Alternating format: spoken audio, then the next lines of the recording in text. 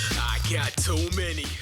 Hey, I'm PH. Welcome to Good Bible Knowledge with PhD. In this set of videos, I want to answer common questions about the Bible in a fun and creative way, and I hope these videos will be helpful for your own spiritual journey in Jesus. Let's get started. Who are the prophets? There are 17 prophetic books which comprise 1/4 of the Bible and give valuable insight into the history of Israel from 800 BC to 400 BC. These prophets ministered during the important period of the kingdom of Israel through the exile to the return to the promised land. The Hebrew word for prophet, nabi, refers to a person who has been appointed by God to proclaim his message to his people. The prophets received their messages from God through dreams, visions, angels, miracles, and the voice of God himself. Most people think of the ministry of a prophet as that of foretelling future events.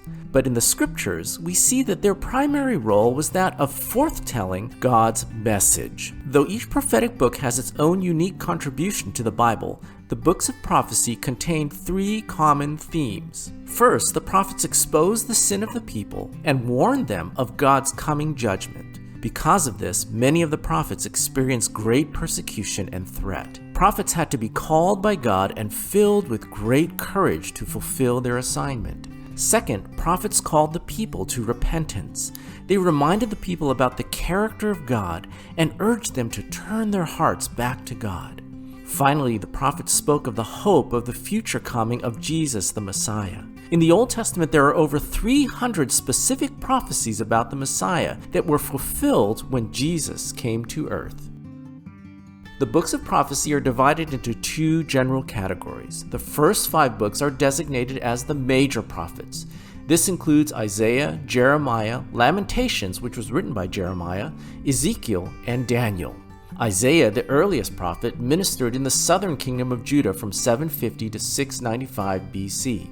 Jeremiah ministered in the final days of the southern kingdom of Judah and was called to declare God's impending judgment upon the nation. Lamentations was a collection of 5 poems that lamented over the fallen city of Jerusalem. Ezekiel ministered to the exiles in Babylon after the fall of Jerusalem to bring hope of God's promised restoration. And Daniel ministered in the final years of the Babylonian captivity with many vivid predictions about the end times that were yet to come. The 5 major prophetic books are followed by 12 minor prophets. These were designated minor not because they were less important or less inspired, but because they were shorter than the 5 major prophets. Of these minor prophets, 3 were prophets to the northern kingdom of Israel. 6 were prophets to the southern kingdom of Judah. And 3 were post-exilic prophets. The message of prophecy in the Bible is twofold. First of all, there is judgment because of the sin of man, but that is always followed by salvation because of the grace of God.